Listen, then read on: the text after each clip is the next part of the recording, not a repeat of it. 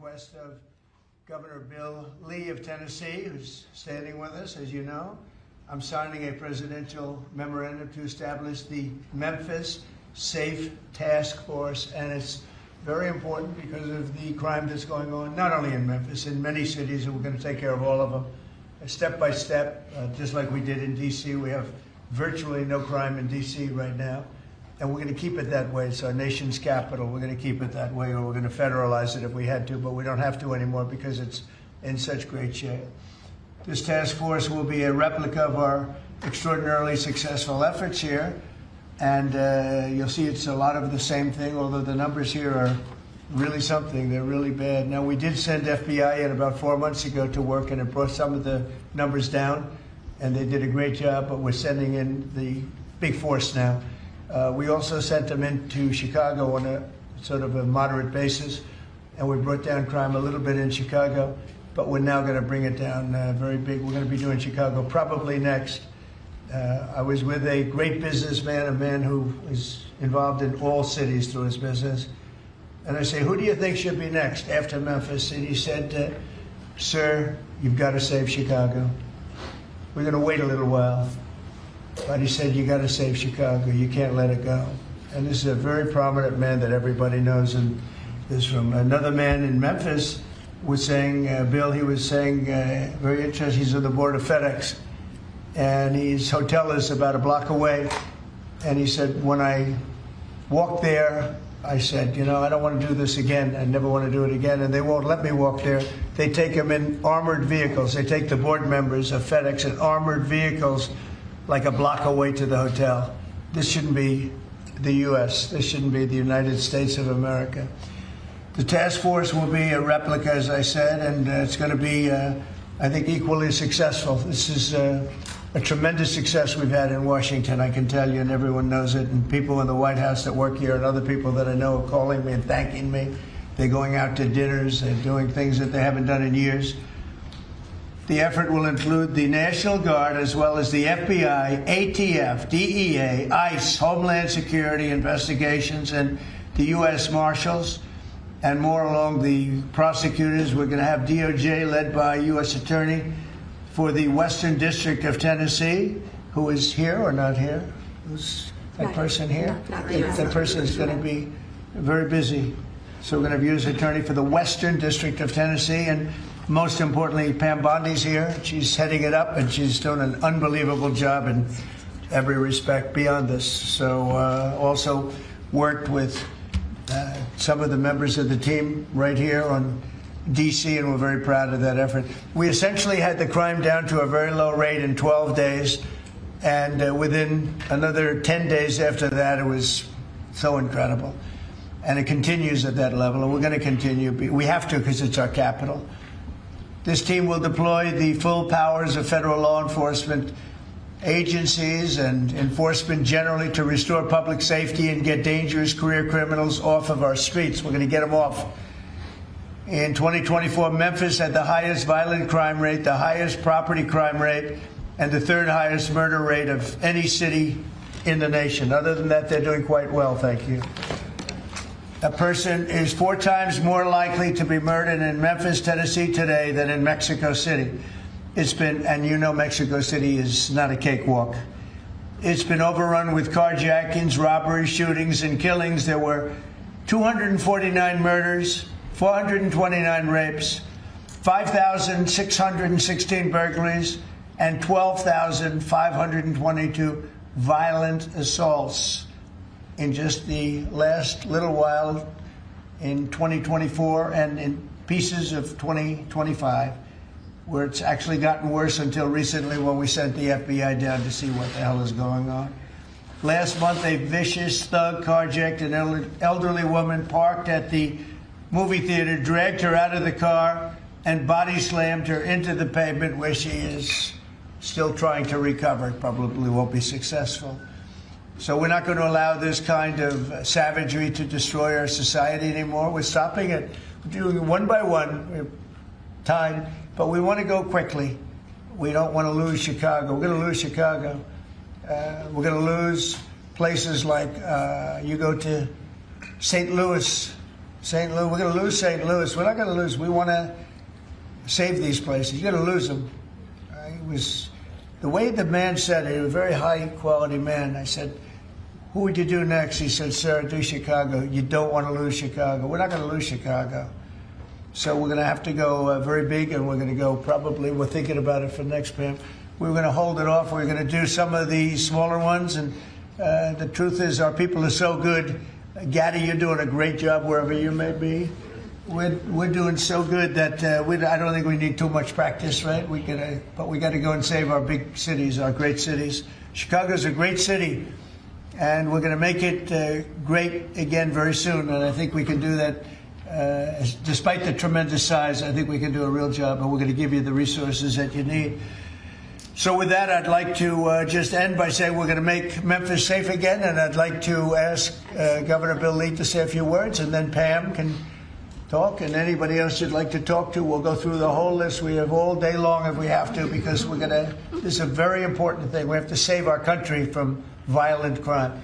So, Bill? Yes, please, sir. please. Mr. President, first of all, thank you. Thank you.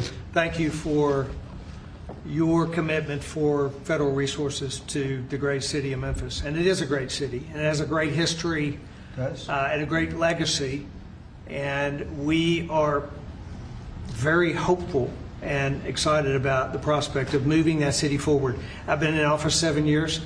I'm tired of crime holding the great city of Memphis back. And I have spoken today with the director of the U.S. Marshals, with the director of the FBI, with General Bondi. We realize that this effort of multi-agencies that will combine the work of the Tennessee Highway Patrol and the local police departments, when we come together, we can make significant change in our city and the city of Memphis, and that is a powerfully important thing for the state of Tennessee, and I want to say thank you. This will be your proudest moment when we see you in 4 or 5 weeks, maybe sooner. You're going to see numbers that will drop and plummet like you haven't. Just like we did in D.C., they plummeted. Nobody can even believe it. And they're going to plummet. It'll be one of your really proud moments, and you've done a good job too. But this will be maybe your proudest moment. Thank you, sir. Okay? And the director, as the director said, the goal is sustained. Right. Got to keep it. Sustained crime lowering, and that with this effort, I believe we can get there. We can finally get there for that city. Yep, we're going to have it sustained a long time. And your people are going to get better and better, and your police force has been terrific. They're working with us very much, as you know. We started it, as I said, on a little basis, and we got it down quite a bit, but now we go in for the big march, okay? And Director Patel and his team have done remarkable work so far. As you know, the numbers are great, and this will be one more step in the right direction for Memphis. That's true. Thank you. He's done a very good job. Thank you very much. Pam, please. President Trump, at your directive, we went in, as you all know, to D.C. and took over the city of D.C., working hand in hand with Metro Transit Authority. All of the agencies represented here today got over 2,000 violent offenders, got over 200 guns off the streets of D.C., and D.C. is safe again. And now, Governor, working with you and working with our 2 U.S. senators and all of our agencies working hand in hand, we're going to do everything we can to make Memphis safe again. That was President Trump's directive to us, and it's easy to do when you're working with such great leaders. And Secretary Noem, you have been instrumental in this, and Director Patel has already been into Memphis and gotten so many violent offenders and guns off the street, and that's what started it. And working, Stephen and Deputy Attorney General Todd Blanche, thank you. We've all been going nonstop, working hand in hand together, and Gaddy Serralta, Terry Cole, and Director Driscoll of ATF wearing 2 hats, and Pete Hegseth with the National Guard, all working hand in hand and being out there for a month. You can't tell who's with what agency but for the T-shirt they're wearing, because everyone's working hand in hand, and that's why we've been so successful. We're going to do that in Memphis, and we're going to get crime off the streets. That's great. Thank you, Pam. Great Thanks, job. President. Christy, go ahead. Mr. President, Memphis has a high number of trafficking, significant human traffickers, child exploitation, drug trafficking. The local gangs there are extremely dangerous, and I'm so excited that you're going in there to work with not just the governor and willing local leaders, but also our Attorney General and all the leaders that are standing here today to help protect our children. So what's going to change dramatically is the families' lives that live there, and it's only going to happen because of you, because you're coming in. What has started there, you're going to put on steroids. The networks that you're going to uncover across this country, because of the work that's going to happen in Memphis, we're going to see every city get safer, because we're going to see those ties to other criminals that we're going to get out of the country. So we're a nation of laws. And sir, thank you for caring about every single city. Thank you, Christy. Really nice. And what makes it to me so exciting is the success we had here so quickly. And you know, we've taken close to 1,500 people out of D.C. But when I saw the result happen so quickly, and so many people are so thankful, and people that you pass them every day and they're fine, all of a sudden they're thanking me so profusely. It was so exciting what's happened, and continues to be what happened in D.C. And so that's what makes this, I think, even more exciting, because we know what's going to happen. We know we have the people. Look, we're sending in a lot of help. And these cities have been taken over for years, and the last 4 years under Biden, what's happened is just a disgrace. So it really has, what the success we've had here has made it to me much more exciting, because I think we're going to have proportionally. I mean, you have cases where it's even worse. I have some people, we have some people quoted today that we took out of papers. We're so grateful for the National Guard coming, said an owner of a Memphis tax service. It's so dangerous here. It's so darn dangerous that you can't get out of your car. If you get out of your car, he says, you get robbed, you get mugged, you get hit. You can't go to the market or a service station. So yeah, I want to see crime stop, and I want to see the National Guard come in right away if that's what's necessary. There's a need. Here's another one from a director of a Memphis-based crime prevention organization. There's a need for more boots on the ground. You have to get them done fast before we totally lose it. They're going to lose it all. I got 2 guns put in my face, said another, within 5 minutes at 2 different locations. He said, I got a gun put in my face. Then I went someplace else, had another gun put in my face. I was scared. It never happened to me. I've never seen anything like it. Here's another one. I honestly thought he was going to kill me, said a 60-year-old Memphis carjacking victim. A man walked up, give me your car. You got 5 seconds to get out or you're dead. This is what we have in this page after page of the same kind of thing. Cash, would you say a few words, please? Thank you, Mr. President. Thanks to your brilliant foresight, you had asked us to go in quietly into these cities to help set the landscape, to work with the interagency, and to make America safe again. And we've done that under the FBI's banner program of Operation Summer Heat. And the results are only as good as the prosecutions. And because the Attorney General and the Deputy Attorney General have mobilized DOJ to successfully prosecute so many violent criminals, we have set the landscape for the interagency to come into Memphis and really make it safe permanently. As the governor and the senators and the other directors were saying, it's not a short-term mission, but thanks to you launching us early, launching us quietly, not looking for the credit, Mr. President, we greatly appreciate your support and the advanced foresight you had in doing that. It's so exciting, and somebody had to do this. A president should have stepped up long ago and saved these cities. So it's not that I wanted to do it, believe me. Somebody had to do it, and we're doing it in a big way. Excellent. Pete, could you say a few words? Yes, Mr. President. You know, from day one, the DOW, the Department of War. I'm glad you made that correct. Corrected for you, sir. Has been proud to stand with our partners across the interagency, whether it's the southwest border, whether it was Los Angeles getting ahead of that, whether it's right here in Washington, D.C., where Secretary Driscoll and the Army and the National Guard have taken the lead in helping across all of these great folks to secure the city. We are very proud to be here, to stand strong alongside law enforcement. We're glad that Memphis is the place to go. The volunteer state, we're not going to have any problems with the Tennessee National Guard being willing to go in and stand strong in Memphis, sir. Not at all. And get ready, because you'll be doing a lot of other places that are almost as troubled.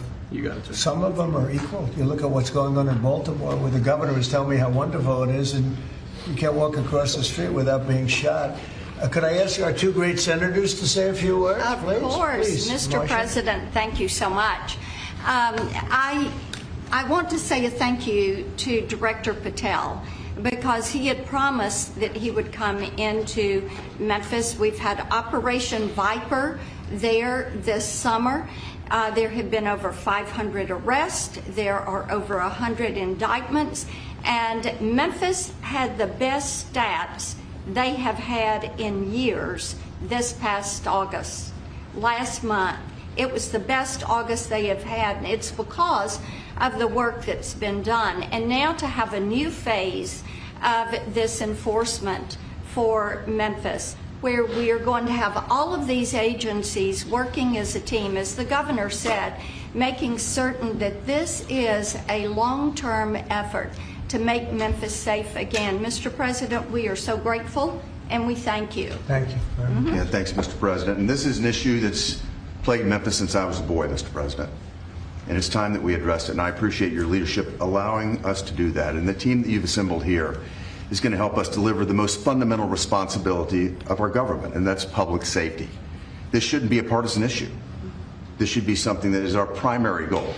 And certainly I hope to see Memphis become the safest city in America. And thanks for the effort of all of your team here to make certain that happens. Thank you, Governor Lee, and I want to say thanks to the Memphis Police Department and the Sheriff's Department there too, who have all worked closely to bring this together. I look forward to tremendous results.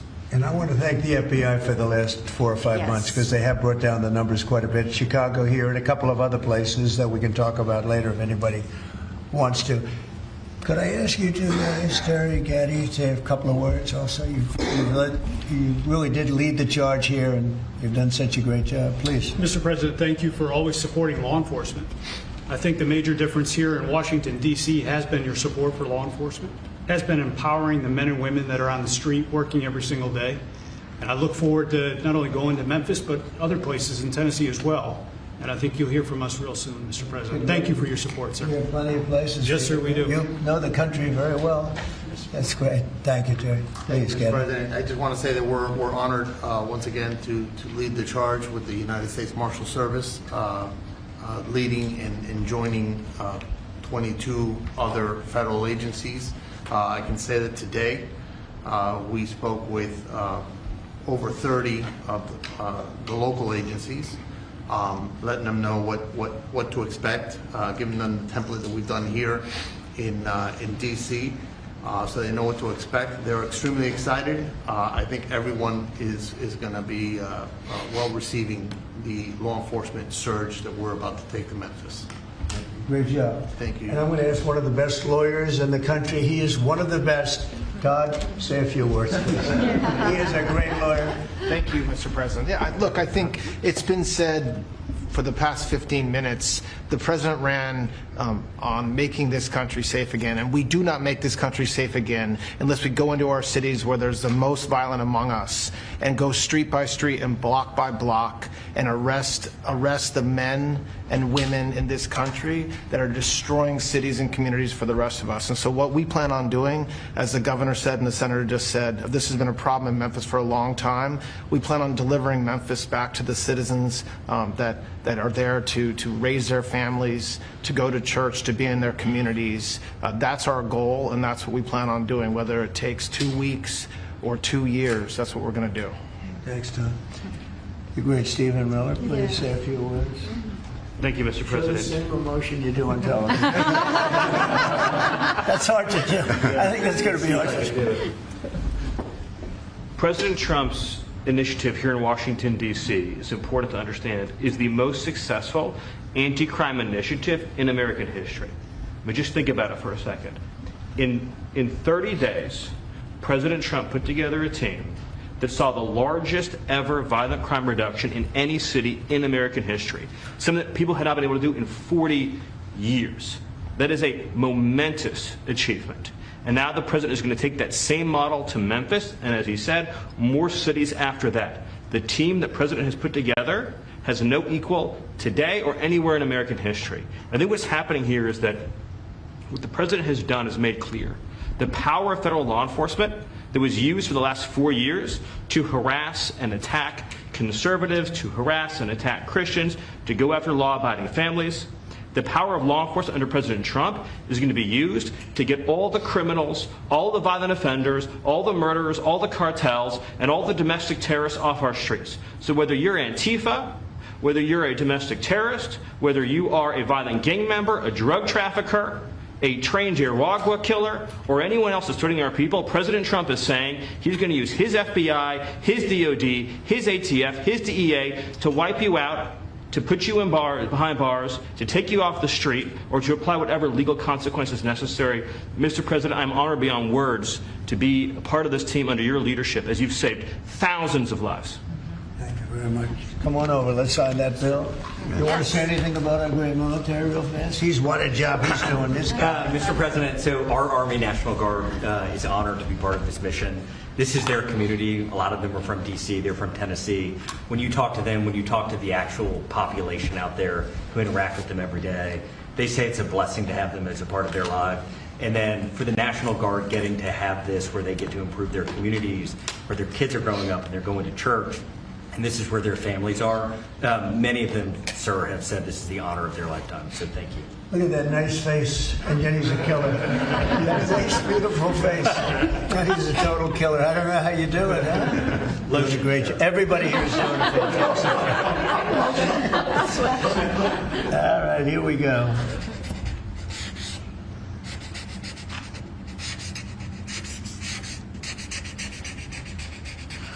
Wonderful. Okay. Wonderful.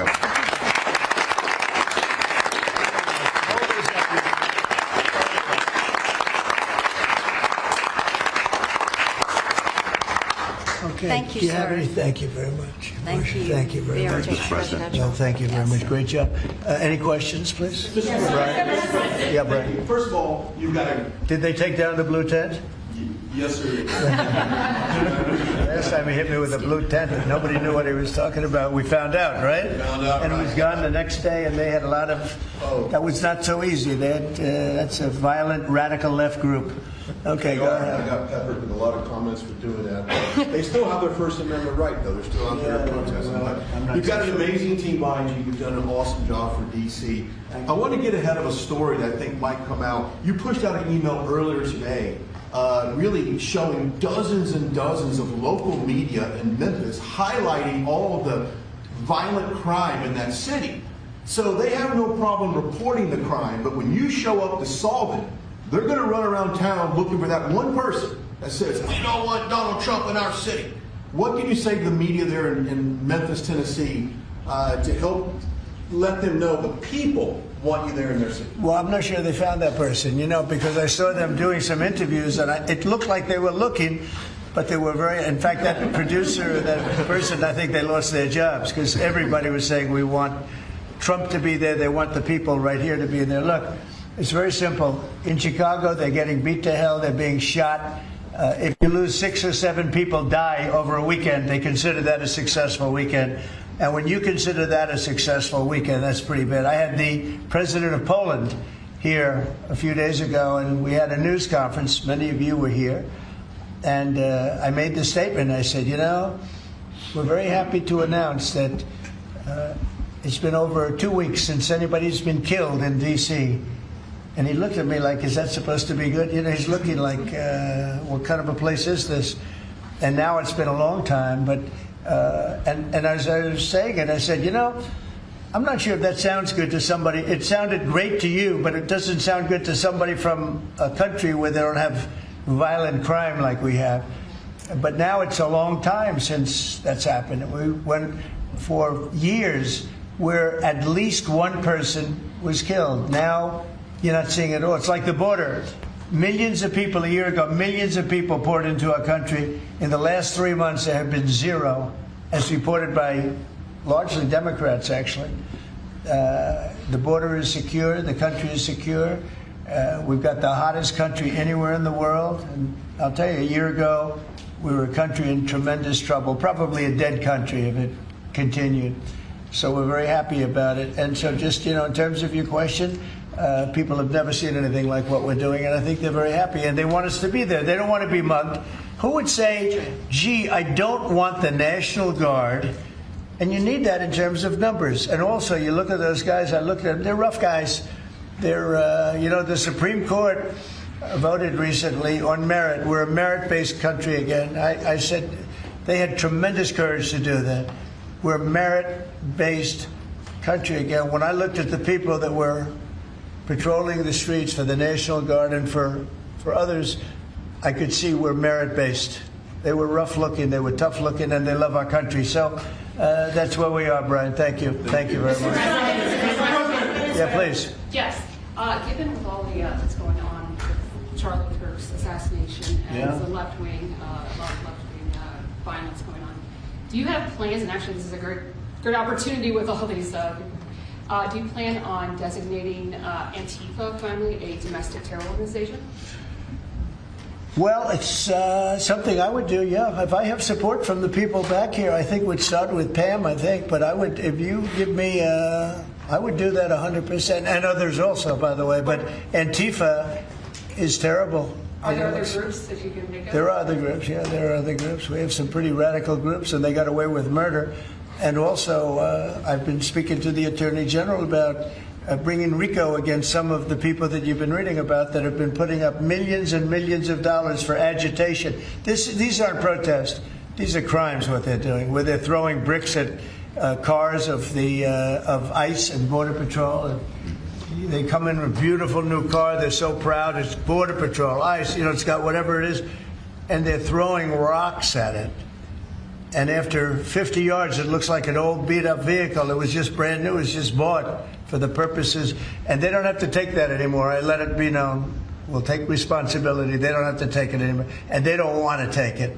They were told by a past administration, it became almost a culture, if somebody throws a rock at you, do nothing. If somebody spits in your face, do nothing. And I say, when they spit, you hit. Do whatever you want.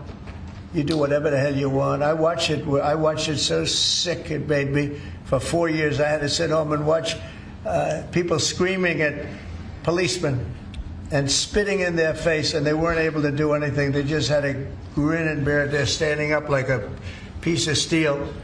And a woman, in many cases, women, you can see they're professional agitators. I had one the other night. I had 4 the other night, all in one group, total phonies.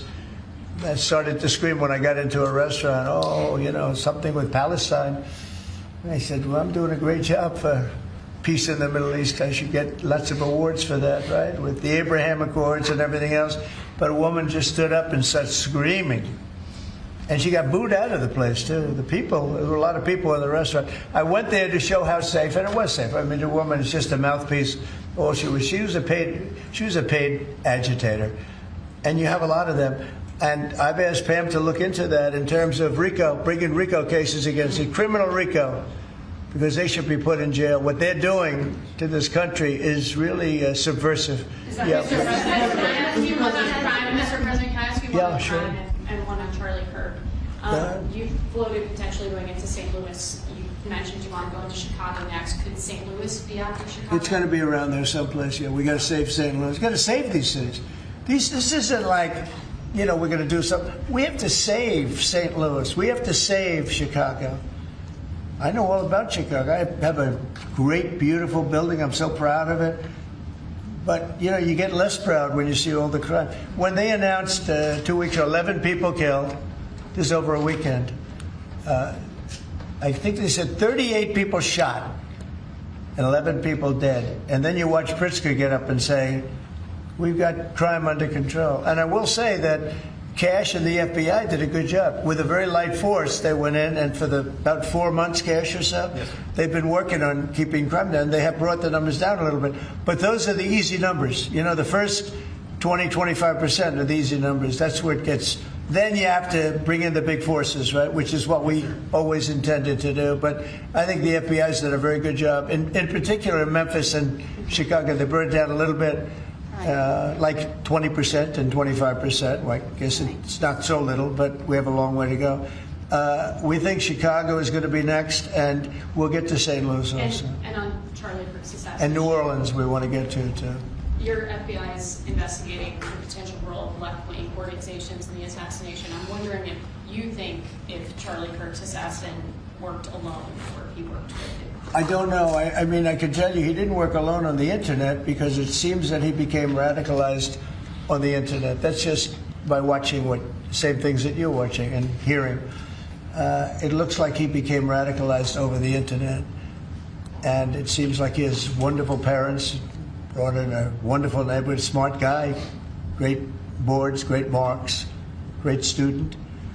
and then something happened to him over a fairly short period of time. It looks like he was radicalized over the internet, and it's radicalized on the left. He's a left.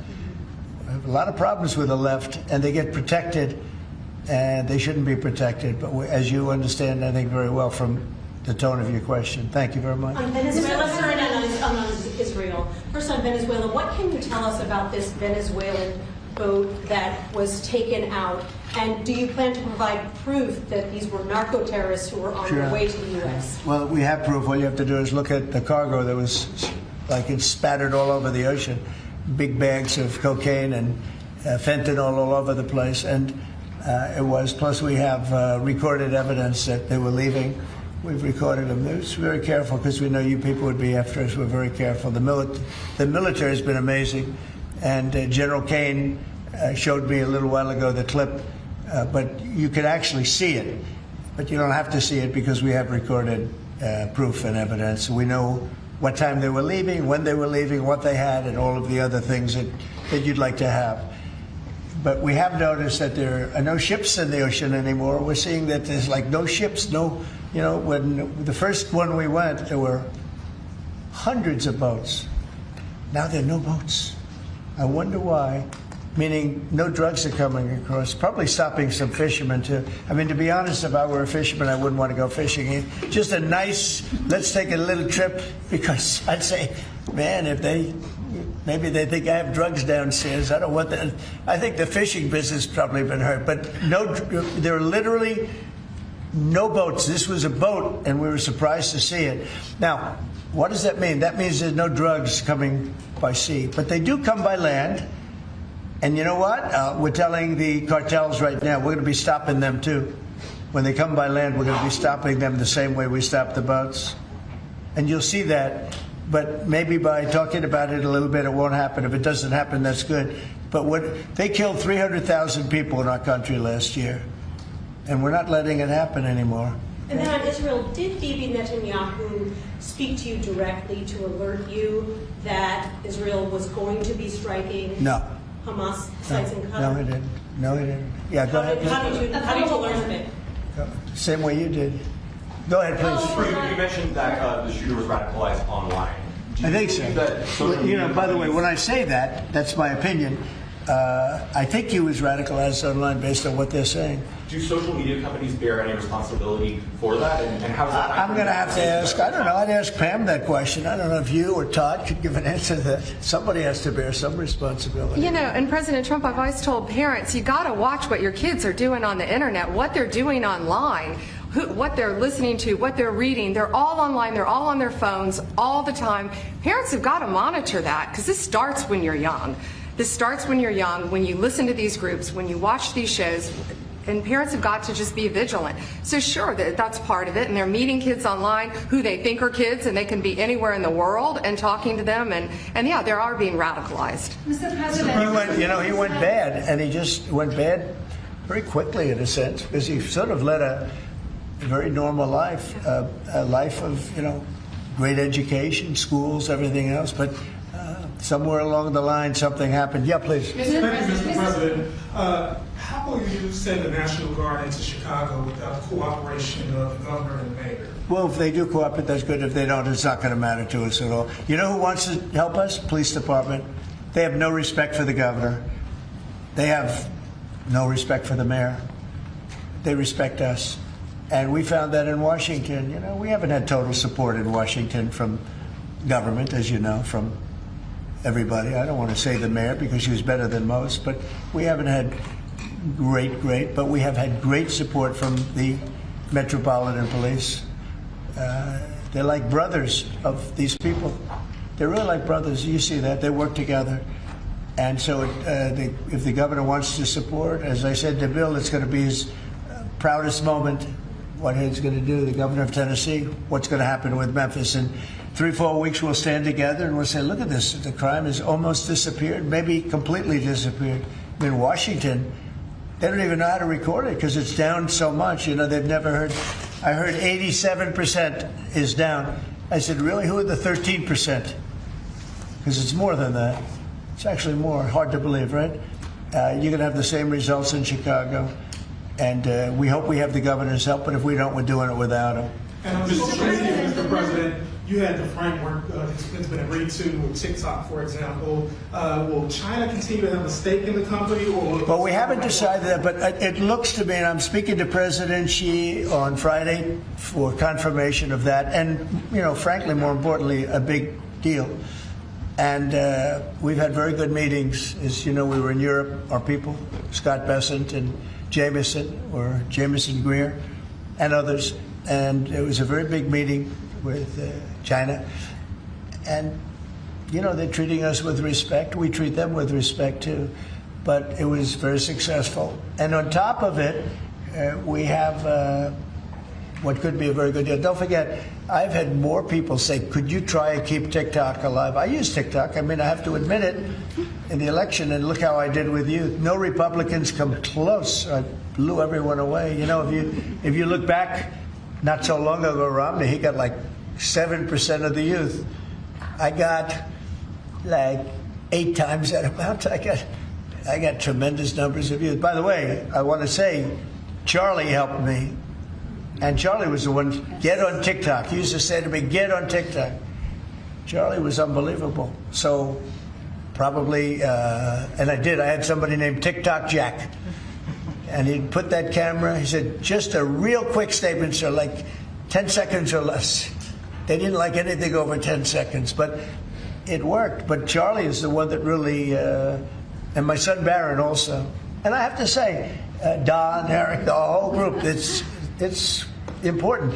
And it can maybe even bring us closer to China. We had a very good meeting with China. I was surprised. I didn't expect it to that extent. And I'm going to speak again with President Xi on Friday, and I think that'll confirm things up. On Charlie Kirk in crime. On Charlie Kirk, do you plan to speak at the funeral, and what would your message be? Well, I'm going on Sunday. We're taking a whole plane load, and having. I was invited on Saturday, but I said I'd rather save it for Sunday. We're going to have a stadium, and I'll bet that stadium is going to be pretty packed. Maybe completely packed. It's going to be big, but I'm going to be at the stadium, and I guess I'll say a few words. I don't know, but I guess I will. But I knew him very well. He was an amazing guy. He was all about young people, getting them started right. And he was like a magnet for young people. They just attracted to him. He loved them, and they attracted to him. His wife is a tremendous person, by the way. He always had great respect for his wife. He got married. I didn't know he was getting married. I heard he got married, and he loved her. I tell you, he really loved her. She loved him, and I think she'll have something to do with keeping that whole thing going. Turning Point it became a very big deal, and I heard they had like 38,000. So he wanted to get it up to 20,000 chapters. That's a lot. That would have been a lifetime's work. I heard that over the last 4 days, they have 38,000 people wanted 38,000 chapters at colleges, schools, other places. Numbers that, nobody's ever heard of numbers like that. So I think Turning Point could be, through what happened, this horrible act, it could be maybe bigger than it could have ever been had he been there. And I will say this, he'd be very happy if he saw what was going on. And there's some very good people, because I speak at Turning Point quite a bit. And Charlie would call me up. So the last time I spoke to him, he said, sir, and I think it was Phoenix, sir, could you get to Phoenix? This was like in a day. I said, Charlie, I'm the President of the United States. You called me asking me if I could speak tomorrow in Phoenix.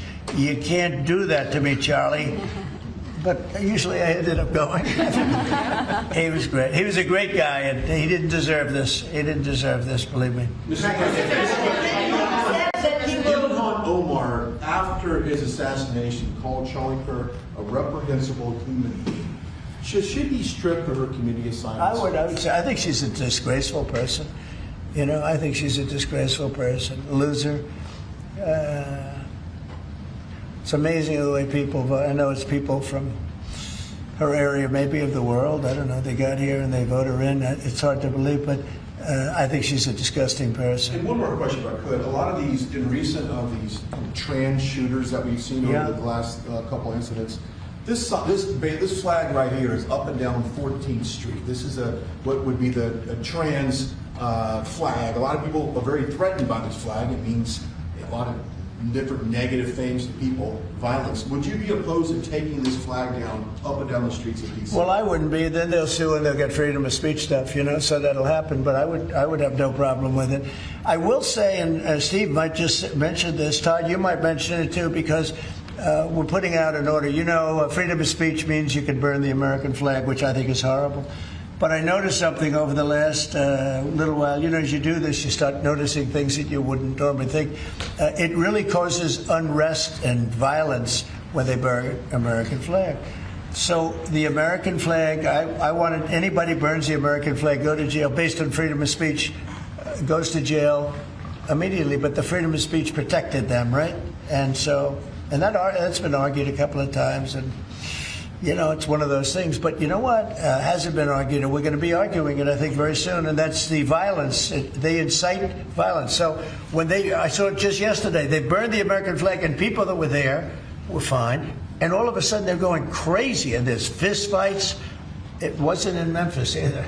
But I will say, it incites violence. And I think you just do the exact same thing. Don't use freedom of speech. Use the incitement of violence. I mean, it's really, you had to see, these people were going at it. Yeah. And, you could burn other things and people just sit there, they fall asleep. You burn the American flag, and on both sides. But the level of violence I saw this flag burning cause was incredible. It was an incitement. So I hope you guys are going to be able to do that, Pam, right? Well, there's also groups called Trans-Tifa. So perhaps if you can label them a domestic terrorist group, then in all reality, you could take that flag down because it would represent the Trans-Tifa. I think you probably could. Again, you'll be sued, and it's okay. I've been sued before a couple of times, you may have seen. Anyway. Netanyahu said that he doesn't rule out targeting Hamas anywhere they are. You said that you don't want to see Qatar hit again. Are there any guarantees that Qatar... Well, he won't be hitting in Qatar. As I say, I call it Qatar, and you call it Qatar. You're actually more right, but actually, you're allowed to go. The Emir said, you can say it any way you want, but I've always thought of it as Qatar. I think it's a beautiful sound. And actually, they've been a very good ally. And a lot of people don't know that.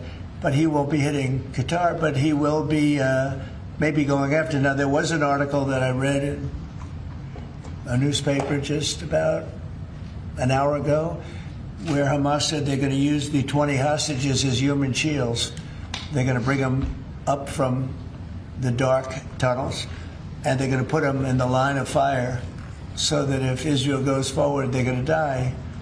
And I thought that was very terrible, and I put out a statement on that. You saw that. Mr. President, I want Charlie Kirk, in retrospect, given all of the moving ways that this White House has paid tribute to Charlie Kirk, right. Do you think it would have been fitting to lower the flags to have staff when Melissa Hortman, the Minnesota House Speaker, was gunned down by an assassin as well?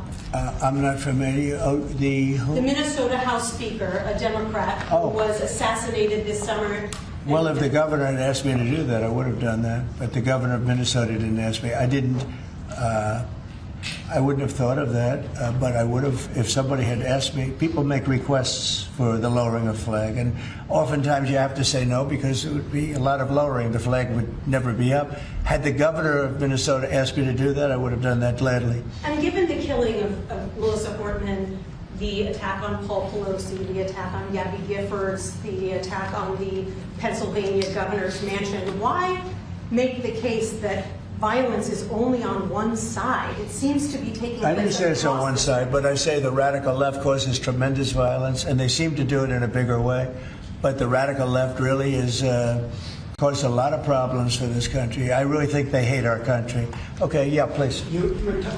This may be related to the RICO work that you're doing, and I'd like to confirm. And we are really looking at that seriously. Vice President Vance was speaking with Stephen Miller earlier today about targeting NGOs that they were saying foment violence. Right. Is that? Can you speak more to that? And what NGOs specifically are you looking to target, sir? A number of them. Steve, please. Yes, so I believe what you're referring to is there are these nonprofit entities that organize, as the President mentioned, attacks on ICE officers, attacks on Border Patrol agents, organized doxing campaigns, which are a violation of federal law. They break off cement and they bring into riots. They have organized drop points for weapons, organized drop points for gas masks, organized drop points for all the materials necessary to launch a riot. And of course, you saw that during the Black Lives Matter riots as well, too. So there's this whole network of organizations. And I think the key point the President's been making is somebody is paying for all of this. This is not happening for free. And so under the President's direction, the Attorney General is going to find out who is paying for it, and they will now be criminally liable for paying for violence. And you know, a new thing that I've been seeing a lot of lately, but never saw it before, is they're walking in with bricks and rocks and everything. And the FBI or the Border Patrol or ICE or the police are grabbing them and taking them away, and that's great. And then they whip out a hammer, and it's a beautiful hammer, really. It's nice. You know, this is not a hammer somebody happens to have. These are serious hammers, beautiful, brand new hammers, and they start breaking up the concrete sidewalks and the granite curbs in many cases. Granite is hard to cut, you know, it's very hard stone, and they're banging away and handing out pieces of stone. So instead of having it in bags, they're banging the sidewalk, knocking that. You have to see what some of these sidewalks look like when they finish, and especially the curbs, because the granite curbs are very, very expensive, and they're great, and, you know, very hard. They are almost indestructible, but not when it gets pounded on for 20 minutes by some pretty strong guy. And then they hand out big chunks of stone so that people can throw them at the police and people can drop them off bridges into car windows. No, we have a long way to go, and we're going to make it all good. We're going to make it really safe. This country is going to be safe. We've got almost 3.5 years. Think of that, 3.5 years. It's a long time. It goes quickly. But at the end of that time, I hope one of the many things we can say is that we made our cities safe again. Thank you very much, everybody. Thank you. Thank you. Guys. Come on, team. Everyone. Thank you.